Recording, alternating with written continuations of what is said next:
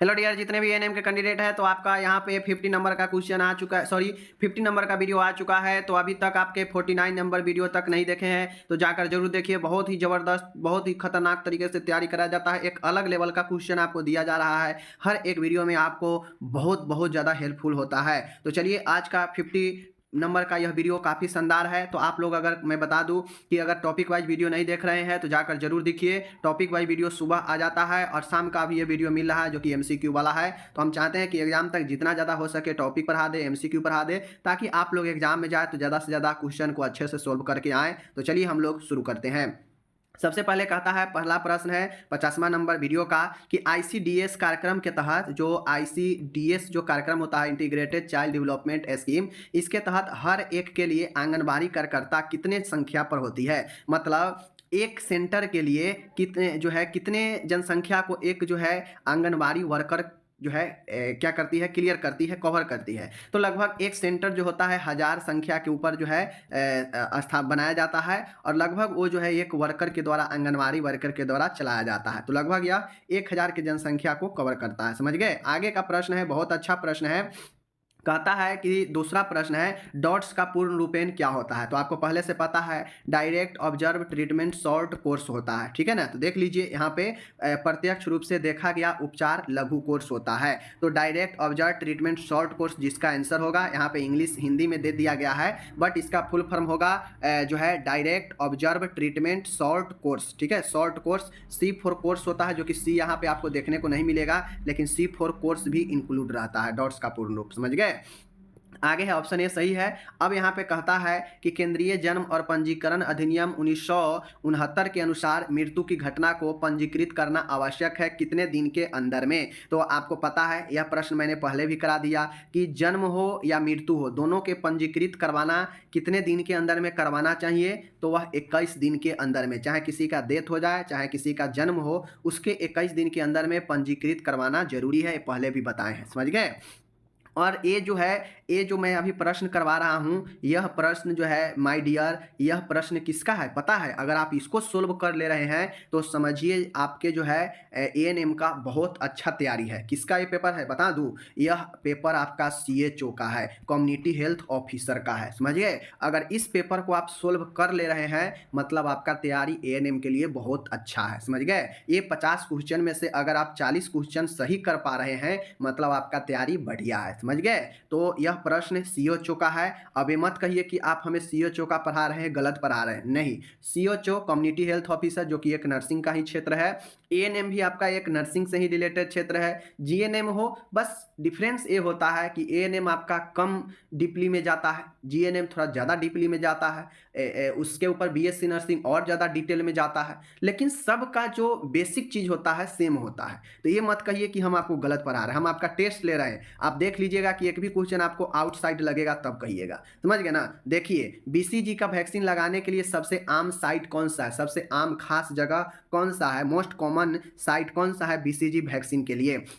Left by जांघ में, दाहिना जांघ में, ठीक है ना, बायां डेल्टॉइड में। समझ गए ना, लेफ्ट डेल्टॉइड में और दायां डेल्टॉइड में। अब डेल्टॉइड क्या है आपको पता होना चाहिए। डेल्टॉइड मसल्स होता है, तो आपको पता है कि बीसीजी तो मसल्स में ही आपके यहाँ पे देख लीजिए। तो ऑप्शन नंबर डी होता है राइट डेल्टॉइड। समझ गए, right deltoid is the right answer. इसको ध्यान में रखना है। इस प्रकार से क्वेश्चन पूछे जाते हैं एग्जाम में। डेंगू रोग वाहक है, डेंगू रोग वाहक है, ये तो हम पता है, आपको भी पता है, बट किसके कारण होता है। तो डेंगू मादा एडिस एजिप्टाई मच्छर के काटने से होता है। क्यूलेक्स मच्छर के काटने से क्या होता है, कमेंट कीजिए। हाउस फ्लाई के क्या होता है, और एनेफ्लीज मच्छर से क्या होता है। तो मादा एनेफ्लीज से क्या होता है जरूर बताइए, क्यूलेक्स मच्छर से क्या होता है जरूर बताइए। इन चारों जो किट दिया हुआ है इसके बारे में आप डिस्क्रिप्शन में लिख दीजिए, तैयारी बेस्ट है तो। समझ गए, लिख दीजिए, जरूर लिखिए।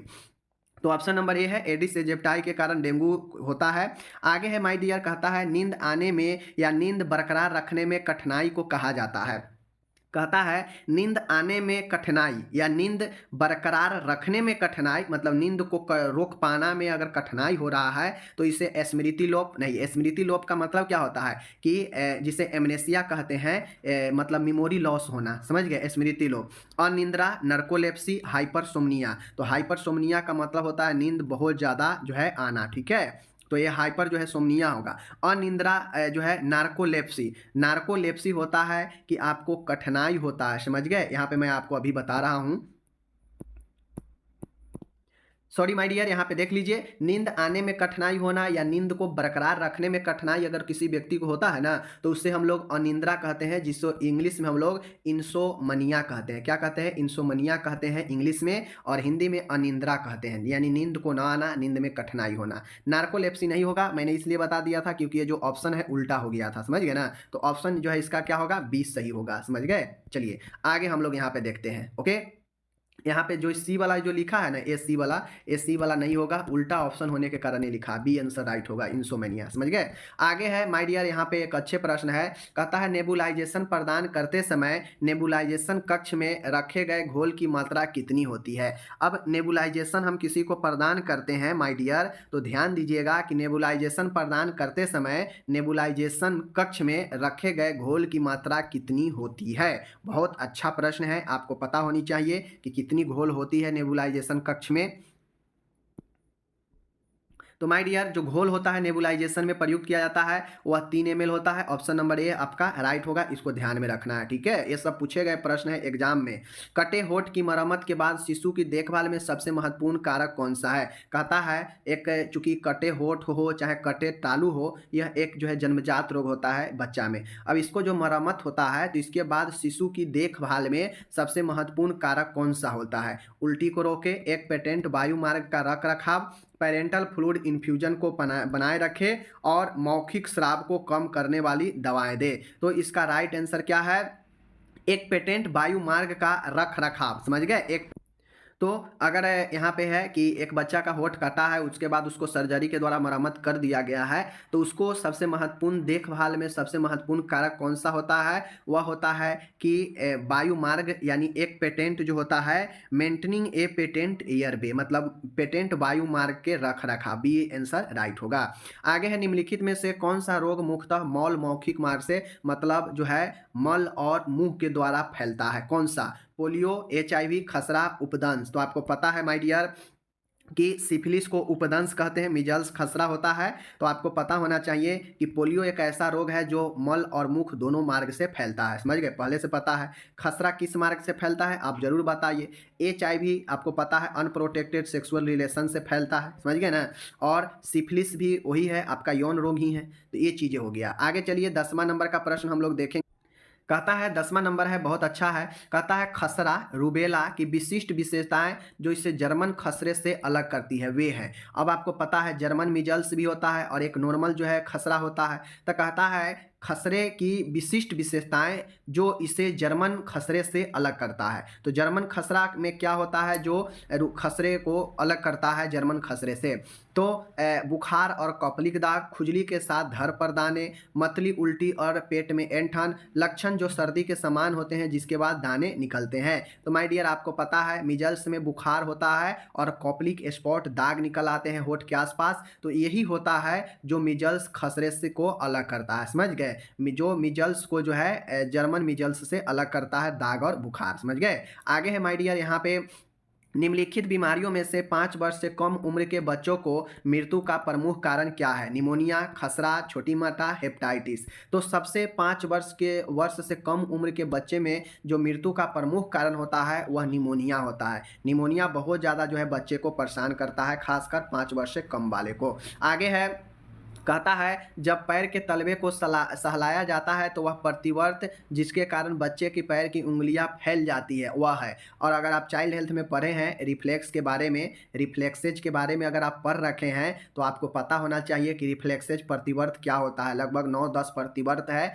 जिसको आपको जानना चाहिए। तो एक ऐसा प्रतिबल जिसमें पैर के तलवे को अगर सहलाया जाता है बच्चे को तो उसका जो पैर होता है, पैर की उंगलियां फैल जाता है, फैला देता है। तो यह कौन सा प्रतिवर्ध है? Babinski reflex, rooting reflex, Moro reflex, चूसने वाला रिफ्लेक्स। तो मोरो रिफ्लेक्स वह रिफ्लेक्स होता है जो क्या होता है कि बच्चा जोर से रोने लगता है, हाथ पैर जो है कस के दबाकर, समझ गए। बेवेंस्की रिफ्लेक्स है जिसमें अपनी अंगुली के पैर की उंगलियों को फैला देता है, तो यही हमारा राइट होगा। रूटिंग रिफ्लेक्स जो होता है और एक होता है चूसने वाला, समझ गए। तो ये सब रिफ्लेक्स है, आपको याद रखना है, ठीक है। 13 है, कहता है समान बच्चे क्या होते हैं, केशिका पुनः भरने का समय। समान बच्चे क्या होते हैं, केशिका पुनः भरने का समय। मैं आपको बता माय डियर, यहाँ पे कह रहा है कि capillary time normal capillary refill time in children. बच्चे में कैपिलरी फिल करने का जो नॉर्मल समय होता है कितना होता है। बहुत वीवीआई क्वेश्चन है,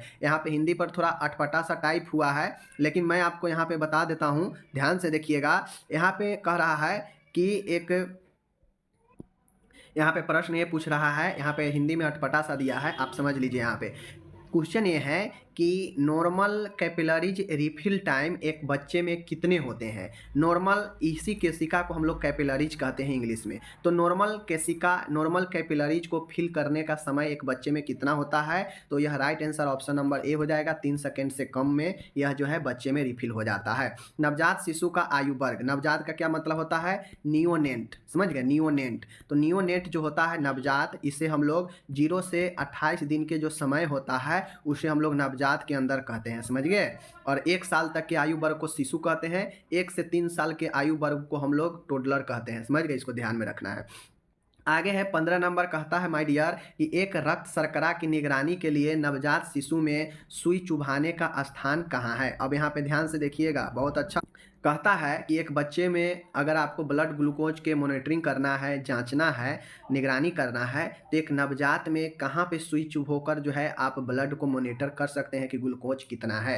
एड़ी पर, हथेली पर, बाँह की कलाई पर, टांग पर। तो एड़ी जो होता है वहाँ पर सुई को चुभोकर, समझ गए, वहाँ पे जो है सुई को चुभोकर हील पर, हील राइट आंसर होगा, एड़ी पर सुई को चुभोकर हम ब्लड ग्लूकोज को निगरानी कर सकते हैं नियोनेट्स में, नवजात में। नर्स को पता है कि मधुमेह से पीड़ित मां के नवजात शिशु को किस जटिलता का खतरा है। अब एक आप एएनएम कट करता है तो आपको पता होगा कि मधुमेह से पीड़ित अगर कोई माँ है तो उसके नवजात शिशु को किस चीज़ का खतरा होगा, किस जटिलता का खतरा होगा। हाइपोग्लाइसेमिया का, या फिर रक्ताल्पता का, या निर्जलीकरण का, या एसिडोस का। तो आपको पता है कि एक शिशु में अगर माँ को मधुमेह है तो एक शिशु को क्या होगा, हाइपोग्लाइसेमिया होगा, मतलब ग्लूकोज का कमी हो सकता है बच्चा में, तो ये प्रॉब्लम हो सकता है, समझ गए। यदि यहाँ पे देखिए, यदि HIV पॉजिटिव माँ स्तनपान कराना चुनती है तो उसे क्या करना चाहिए, क्या नहीं करना चाहिए। अगर एक महिला जो है HIV पॉजिटिव है तो वह माँ के रूप में है और स्तनपान अगर कराना वह समझती है, चुनती है, तो उसे क्या करना चाहिए। शिशु फॉर्मल फीडिंग के साथ वैकल्पिक स्तनपान, 6 महीने तक दूध छुड़ाने तक एंटी रेट्रोवायरल थेरेपी के साथ विशेष रूप से स्तनपान कराए, बच्चे को कटोरी और चम्मच से ताज़ा निकाला हुआ दूध पिलाए, स्तनपान केवल रात के समय या जब बच्चा बीमार हो, ठीक है ना, बच्चा बीमार हो। तो right answer option number B है। बी क्या कहता है कि जब कोई महिला HIV पॉजिटिव हो तो उसे क्या करना चाहिए, स्तनपान अगर वो कराना चाहे तो उसे क्या करना चाहिए, 6 महीने तक दूध छुड़ाने तक एंटी रेट्रोवायरल थेरेपी के साथ विशेष रूप से स्तनपान कराएं। अब एक महिला जो HIV पॉजिटिव है, वो माँ बन चुकी है और वह स्तनपान कराना चाहती है तो वह स्तनपान कराएगी, ठीक है, बट ART जो थेरेपी होता है, एंटी रेट्रोवायरल थेरेपी, जो HIV पॉजिटिव वाले को दिया जाता है, तो इसके साथ में वह 6 महीने तक जो है दूध जो है छुड़ाने तक एंटी रेट्रोवायरल थेरेपी लेकर ही वह स्तनपान कराएगी। ये बात सही है, ठीक है। 18 है, शिशु का जन्म के समय वजन किस आयु के वर्ग में दोगुना हो जाता है। तो आपको पता है 5 से 6 महीने में यह जो एज जन्म के समय जो वजन रहता है वह 5 से 6 महीने में 2 गुना हो जाता है, समझ गए। इसको ध्यान में रखना है, समझ गए, ये पहले भी करा चुके हैं। आगे है, कहता है ऑप्थेल्मिक नियोनेंट्रम किसके कारण होता है। ये भी करा चुके हैं आप लोग को कि ऑप्थेल्मिक नियोनेंट्रम बच्चे के जन्म के बाद 21 दिनों के भीतर अगर आँख से पस जैसे मवाद जैसे अगर निकल रहा है आँख से, आँख सट रहा है बच्चे का, आँख में दिक्कत हो रहा है, तो कहीं ना कहीं वह ऑप्थेल्मिक नियोनेंट्रम होता है और वह जो होता है नाइसेरिया गोनेराई के कारण होता है। यह संक्रमण होता है जो हो सकता है कि आपके जन्म के समय हो गया हो, तो यह निस्टेरियाई गुनेराई के कारण होता है, समझ गए। तो इस चीज़ को याद रखना है। आगे चलिए देखते हैं। 20 नंबर है, कहता है माय डियर, 20 नंबर के प्रश्न आपके सामने में है। माय डियर कहता है कि एंटेरियर फ्रंटली जो है वही कहता है अग्रभाग बंद होने का समय। मतलब एंटेरियर फ्रंटली जो है एक शिशु में कब बंद हो जाता है। तो आपको मैं कितना बार बता चुका हूँ कि एंटेरियर बाद में बंद होता है, पहले पोस्टेरियर बंद होता है, जो कि 1 से 1.5 महीने 2 महीने में जो है क्या होता है, बंद हो जाता है पोस्टेरियर। लेकिन एंटेरियर के क्लोजर की बात करेगा तो वह जो है 16 से 18 महीने में बंद होता है, और वह 16 से 18 सप्ताह जो है आपका यहाँ पे आंसर राइट होगा। समझ गए, इस चीज़ को ध्यान में रखना है। ऑप्शन के हिसाब से आपको मारना है, ऑप्शन में 4 में से जो देना है 16 से 18 सप्ताह। समझ गए, तो इस चीज़ को ध्यान में रखिए। आगे यहाँ पे चलिए, आगे हम लोग यहाँ पे देखते हैं, आगे देखते हैं। कहता है प्रसव के पहले 3 दिनों में स्तनपान से पीला गाढ़ा स्राव होना क्या कहलाता है। तो प्रसव के प्रथम 1 से 3 दिनों तक जो निकलने वाला स्तनपान से जो तरल होता है, गाढ़ा पीला जो दूध होता है, उसे कोलोस्ट्रम कहते हैं। समझ गए, कोलोस्ट्रम कहते हैं, पता है, सब करा ही चुके हैं। टिटनेस में दिखाई देने वाला लैदानिक चिन्ह क्या होता है। तो माय डियर, टिटनेस में अगर किसी को इस प्रकार से क्लिनिकल साइन दिखाई दे तो वह क्या होता है, ऑप्शन नंबर जो है हमारा सी होगा, ओपिस्टोटोमस। ठीक है, ओपिस्टोटोनस, ओपिस्टोथोनस याद रखिएगा, ओपिस्टोथोनस यह जो है टिटनेस का नैदानिक लक्षण है, जिसमें हाथ पैर में क्या होता है, अकरन सा होता है। समझ गए, लॉक जॉक होता है टिटनेस का मुख्य लक्षण। इस चीज़ को ध्यान में देना है। आगे है, कहता है विश्व में किशोरों की मृत्यु पर शीर्ष कारण निम्नलिखित में से कौन सा है। कहता है किशोर एडोलेसेंट में मृत्यु दर का शीर्ष कारण क्या है विश्व में, जिसके कारण किशोरों में जो है मृत्यु दर जो है, शीर्ष कारण क्या है इनमें से। तो शीर्ष कारण है ऑप्शन नंबर सी, सड़क या यातायात दुर्घटना। किशोरों में सबसे ज़्यादा जो मृत्यु का कारण होता है वह सड़क दुर्घटना, यातायात। ठीक है। आईसीटीसी का अर्थ क्या है। तो आईसीटीसी का अर्थ होता है माय डियर, ऑप्शन नंबर जो है आपका क्या है, ऑप्शन नंबर सी होगा। आईसीटीसी का फुल फॉर्म होता है integrated counselling and testing centre. क्या होता है, इंटी यहाँ पे हिंदी में आपका जो है टाइपिंग है, हिंदी में थोड़ा सा ए हो सकता है, बट ये इसका राइट आंसर होता है integrated counselling and testing centre for HIV AIDS. ICTC का फुल फॉर्म इंटीग्रेटेड, समझ गए ना, इंटीग्रेटेड लिख लीजिए, इंटीग्रेटेड समझ गए ना, integrated counselling and testing centre for HIV AIDS. Okay, आगे चलते हैं। 25 है, किशोरावस्था एक संक्रमणकालीन अवस्था है। समझ गए, किशोरावस्था एक संक्रमणकालीन अवस्था है। राइट आंसर क्या है, किशोर और वयस्का का, बचपन और किशोरावस्था का, बचपन और व्यस्तता का, बचपन और बुढ़ापा का। तो किशोरावस्था एक संक्रमणकालीन अवस्था है, ऑप्शन नंबर सी है, बचपन और जो है वयस्कता। समझ गए, बचपन और वयस्कता का किशोरावस्था एक संक्रमणकालीन अवस्था है। समझ गए, किसके बीच का अवस्था है, मतलब पूछ रहा है कि एडोलेसेंट किशोरावस्था किसके बीच का जो है संक्रमण का अवस्था, किसके बीच का अवस्था होता है। समझ गए, यहाँ पे थोड़ा सा यहाँ पे ये पूछ रहा है संक्रमणकालीन अवस्था है, किशोरावस्था किसके बीच का अवस्था है। तो किशोरावस्था जो है बचपन और वयस्क के बीच का अवस्था होता है। समझ गए, 18 के बाद वयस्क माना जाता है, तो 18 से पहले और 13-14 के बाद जो अवस्था होता है इसके बीच का, वह होता है किशोरावस्था, एडोलेसेंट। समझ गए। प्रेगनेंसी किट टेस्ट में महिला को गर्भवती कहा जाता है यदि प्रेगनेंसी टेस्ट जो होता है उसमें, प्रेगनेंसी के टेस्ट के लिए जो किट होता है, तो उसमें हम कब कहते हैं कि महिला प्रेग्नेंट है, उस किट में कब दर्शाता है। तो जब 2 लाइनिंग दिखता है ना, 2 लाइन्स अगर अपीयर हो तो हम कहते हैं कि महिला प्रेग्नेंट है उस किट में। समझ गए, चलिए आगे है। 27 नंबर का प्रश्न है, कहता है एक ग्राहक नर्स, मतलब एक प्रोफेशनल नर्स है, समझ गए, को बताता है, एक ग्राहक नर्स को बताता है कि उसके अंतिम मासिक धर्म का पहला दिन जो है, अंतिम मासिक धर्म का पहला दिन 22 जुलाई 2018 था, सॉरी 2008 था। प्रसव की अनुमानित तारीख क्या है। अब आपको मैंने पढ़ा चुका हूँ पहले ही, EDD पढ़ा है ना, एक्सपेक्टेड डेट ऑफ डिलीवरी कैसे निकालते हैं। तो आप लोग खुद बताइए कि एक महिला है, एक महिला है जो ये बता रही है कि 22 जुलाई 2008 को उसका जो है मासिक धर्म का जो है, आखिरी मासिक धर्म का पहला दिन 22 जुलाई 2008 था। तो आपको बताना है कि उसका लेबर का अनुमानित तारीख क्या है, एक्सपेक्टेड डेट ऑफ डिलीवरी। मैं पढ़ा चुका हूँ, समझ गए, आप लोग कमेंट कीजिए। 28 नंबर का है, कहता है उच्च रक्तचाप के साथ मूत्र एल्बुमिन के किस स्तर की उपस्थिति उसे प्री एक्लेम्सिया के रूप में वर्गीकृत करने के लिए पर्याप्त है। अब आप पढ़े होंगे प्री एक्लेम्सिया, एक्लेम्सिया। एक्लेम्सिया क्या होता है? तो एक्लेम्सिया से पहले प्री एक्लेम्सिया रहता है, जिसमें महिला का शरीर में सूजन, हाइपरटेंशन होता है, समझ गए, मूत्र के माध्यम से प्रोटीन निकलता है, तो उसे प्री एक्लेम्सिया कहते हैं, समझ गए। और एक्लेम्सिया कब होता है? तो एक्लेम्सिया जब प्री एक्लेम्सिया का लक्षण जब हाई हो जाए तो उसी को जो है एक्लेम्सिया कहते हैं, समझ गए।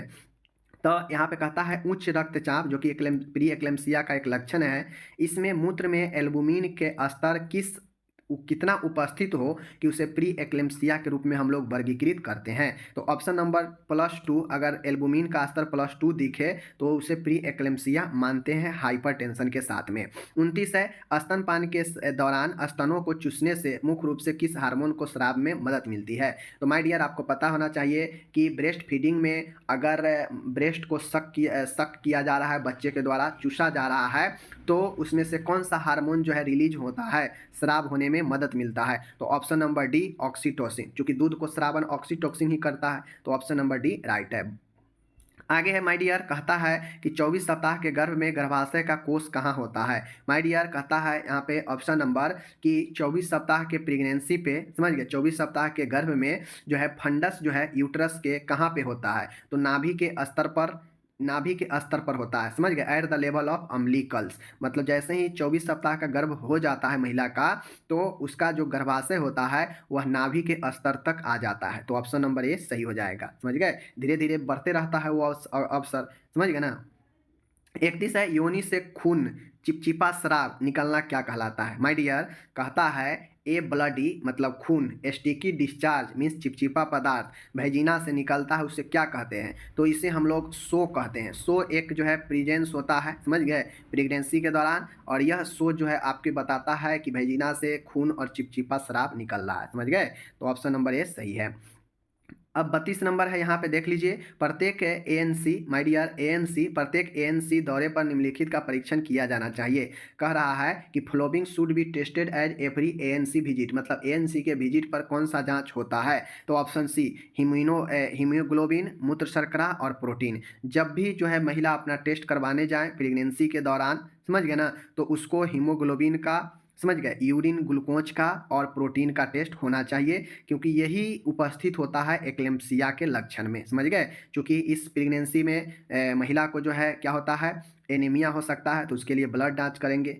ये ग्लूकोज स्तर बढ़ जाता है यहाँ पे, तो मूत्र शर्करा, प्रोटीन निकल सकता है, तो एक्लेम्पसिया के लक्षण हो जाएगा, तो इसलिए प्रोटीन का टेस्ट होना जरूरी है। तो प्रत्येक एएनसी के विजिट में यह तीनों जाँच होनी चाहिए। ओके, 33 नंबर का है, यहाँ पे 33 नंबर का है, यदि पेल्विक ग्रिप में नरम अनियमित भ्रूण ध्रुव महसूस होता है तो यह हो सकता है।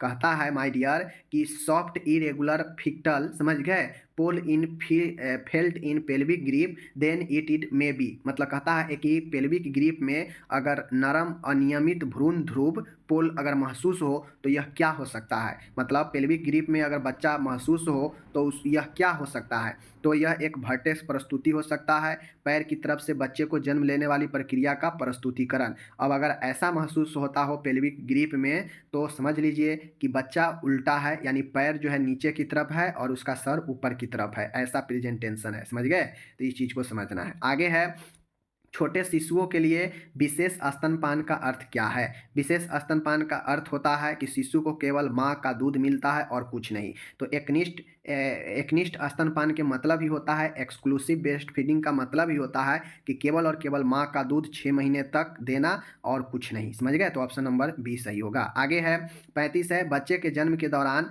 मातृ मृत्यु का सबसे आम कारण क्या है? माय डियर, अगर एक बच्चा जन्म ले रहा होता है तो एक महिला का, एक माता का मृत्यु होने का सबसे बड़ा जो आम कारण होता है वह होता है हेमरेज, रक्तस्राव। इतना ना ज़्यादा रक्तस्राव हो जाता है जिससे एनीमिया हो जाता है, हाइपोवॉल्मिक शॉक लग जाता है महिला को, जिससे डेथ हो जाता है, और यह जन्म के समय सबसे आम कारण होता है। ओके, आगे कहता है 1000 ग्राम से कम वजन वाले नवजात शिशु के लिए विटामिन के की खुराक कितनी है? तो अगर 1000 से कम वजन का शिशु है तो तो इसे एक्सट्रीमी जो है लो बर्थ वेट बेबी कहते हैं। और ऐसे में जो है यह जो है राइट आंसर ऑप्शन ए होगा 0.5 मिलीग्राम, इतना जो है आपको विटामिन के खुराक होता है।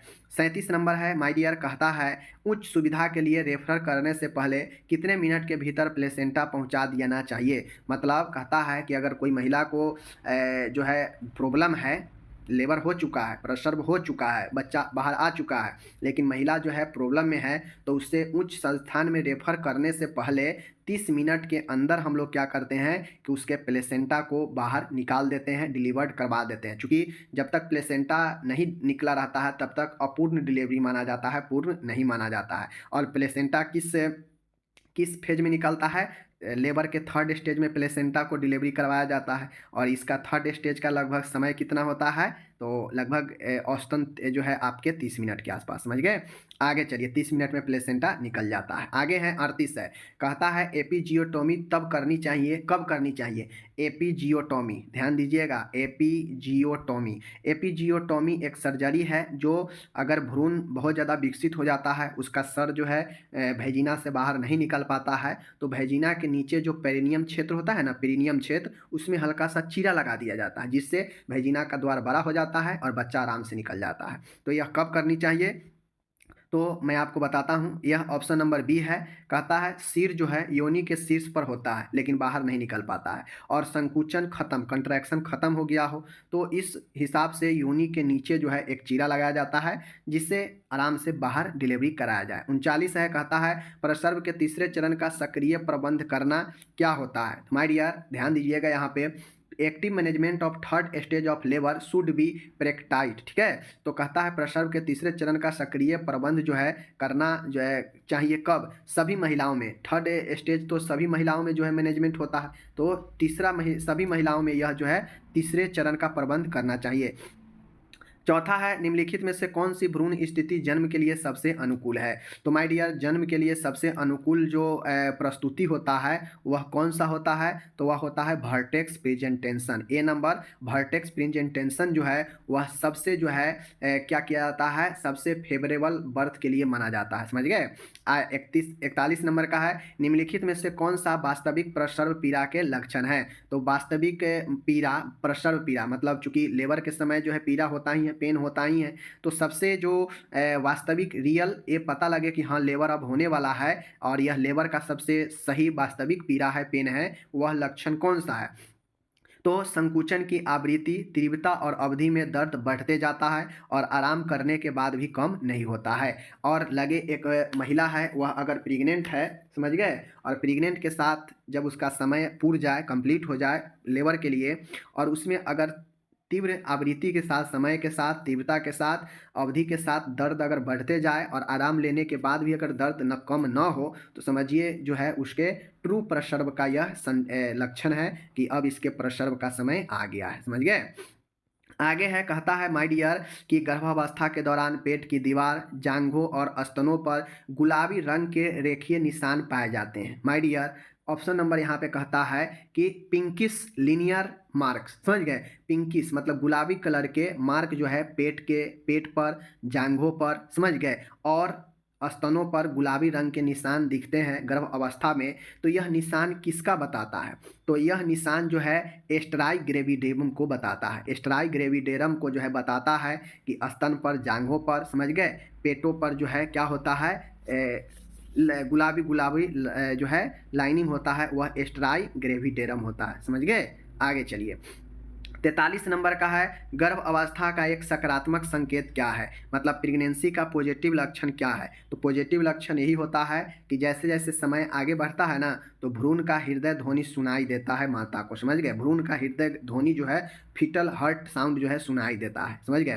प्यूटरिट हार्मोन जो स्तन ग्रंथियों से दूध को स्रावन को उत्तेजित करता है, मतलब प्यूटरिट हार्मोन जो प्यूटरिट से रिलीज होता है और वह स्तन ग्रंथियों से दूध को उत्तेजित करता है, स्टिमुलेट करता है स्रावन के लिए। तो आपको पता है प्रोलैक्टिन हार्मोन होता है जो क्या करता है, स्तन ग्रंथि में क्या करता है कि दूध को उत्तेजित करता है। तो ये चीज़ें याद रखिएगा, समझ गए। आगे चलिए, 45 नंबर है, कहता है आईयूसीडी वाली महिला का सबसे समान जो सिम्टम्स होता है, शिकायत होता है, वह क्या होता है? Common complain of A women with IUCD, intrauterine contraceptive device होता है। अगर कोई महिला जो है गर्भ से बचने के लिए आईयूसीडी जो है डिवाइस का इस्तेमाल कर रखी है, लगवा रखी है, तो सबसे समान उसका कंप्लेन क्या होता है? कंप्लेन यही होता है कि वेजिनल जो है ब्लीडिंग हो जाता है कभी कभी। तो सबसे नॉर्मल शिकायत आईयूसीडी वाली महिला का यही है। 46 नंबर है, शुक्राणुओं की संख्या अगर 20 मिलियन प्रति ml से कम हो तो इसे हम लोग ओलिगोस्पर्मिया कहते हैं। क्या कहते हैं? ओलिगोस्पर्मिया कहते हैं। समझ गए? एलिगोस्पर्मिया कहते हैं। एस्पर्मिया क्या होता है? तो अस्पर्मिया होता है ए, देखिए ए अस्पर्मिया होगा ना, अस्पर्मिया होगा मतलब होता है कि बिल्कुल स्पर्म नहीं होगा। ओलिगो एस्पर्मिया का मतलब है कि स्पर्म तो होगा बट कम होगा, यानी 20 मिलियन से कम होगा। प्रति ml 20 मिलियन स्पर्म अगर है तो यह स्वस्थ माना जाता है, अगर इससे कम है तो कम माना जाएगा। तो ओलिगो एस्पर्मिया अल्प शुक्राणु को बताता है। समझ गए? 47 नंबर है, कहता है कि अगर कोई यदि कोई असुरक्षित सहवास करता है उसके बाद कितने अवधि के भीतर जो है उसे इमरजेंसी कंट्रासेप्टिव दवाई लेनी चाहिए, तब जाके यह इफेक्टिव होता है। तो मानिए कोई मेल फीमेल है, वह जो है बिना अनप्रोटेक्टेड, बिना किसी प्रोटेक्शन के अपना रिलेशन बना लिया, लेकिन उसे डर रहता है कि कहीं प्रेगनेंसी ना हो जाए। तो इन खतरा से बचने के लिए उसे जो है रिलेशन के 72 घंटे के अंदर जो है इमरजेंसी कंट्रासेप्टिव पिल लेती है, तब जाके जो है उसे बच सकती है प्रेगनेंसी से। समझ गए? इमरजेंसी कंट्रासेप्टिव पिल्स जो होता है, समझ गए, वह अनप्रोटेक्टेड रिलेशन के बाद 72 घंटे के अंदर लेनी चाहिए। पुरुष नसबंदी को भैंसकोटोमी कहते हैं, आपको पता है भैंसकोटोमी पुरुष नसबंदी को कहते हैं। समझ गए? तो ये हो गया। 49 है, इंजेक्टेबल गर्भ निरोधक ओवुलेशन को रोकते हैं किसके द्वारा? तो माय डियर, इंजेक्टेबल कंट्रासेप्टिव जो इनहिबिट ओवुलेशन होता है वह कैसे रोकता है? तो माय डियर यहाँ पे देख लीजिए, ऑप्शन नंबर आपका जो है वह डी है, इन सभी। तो जो इंजेक्टेबल कंट्रासेप्टिव मतलब इंजेक्शन के द्वारा जो गर्भ को रोकने वाला जो लिया जाता है, एलएच वृद्धि को रोकना और एफएसएच और एलएचएच को कम करना, गर्भाशय ग्रीवा के श्लेष्मा को गड्ढा करके और इंडोमेट्रियम को आरोपण के लिए कम उपयुक्त जो है बना देता है, डिम परिवहन की दर में बाधा डालता है। तो यह सभी काम करता है इंजेक्टेबल जो होता है कंट्रासेप्टिव, वह क्या करता है? एलएच को और एफएसएच को कम कर देता है। समझ गए? यह सर्वाइकल म्यूकोसा को जो है क्या करता है? सर्वाइकल ग्रीवा से जो श्लेष्मा म्यूकोसा जो गड्ढा होता है उसको गड्ढा कर देता है, और चूंकि एंडोमेट्रियम में ही फर्टिलाइजेशन को आरोपण होता है तो वहाँ पे एंडोमेट्रियम को क्या करता है? कमजोर कर देता है, जिससे आरोपण नहीं हो पाता है, और डिम को भी परिवहन में यह बाधा डाल देता है। तो इन सभी हो जाएगा। समझ गए? 50 है, कहता है पुरुष गर्भ निरोधक का एक सुरक्षित, सरल और अस्थायी और जो है विश्वसनीय रूप है। क्वेश्चन समझिए, पुरुष गर्भ निरोधक का एक सुरक्षित, सरल और अस्थायी और विश्वसनीय रूप है। कौन सा? अस्थायी है, ध्यान दीजिएगा। और इसका आंसर, अगर अभी तक आप इस वीडियो को देख रहे हैं तो इसका आंसर आपको बताना है 50वें नंबर का। और आप ज़रूर बताइए कि यह वीडियो कैसा लगा। थोड़ा सा आज वीडियो बड़ा हो गया है क्योंकि जो टाइपिंग है वह टाइपिंग गड़बड़ सरबड़ हो गया था, तो थोड़ा सा इंग्लिश में हमको थोड़ा सा देखना पड़ा है, तब जाके मैंने आपको क्लियर किया। बाकी कोई नहीं, समझ गए हैं तो बहुत अच्छा 50 प्रश्न लेकर आए हैं। अगर आप लोग कहिएगा तो इस प्रकार के आपको और सारे प्रश्न कराएंगे, क्योंकि आप लोग देखें हैं कि कितना जो है कंसेप्ट क्लियर हुआ इस प्रश्न से। यह एग्जाम में पूछा गया प्रश्न है। समझ गए? मिलेंगे अगले वीडियो में, अपना ख्याल रखिएगा। धन्यवाद।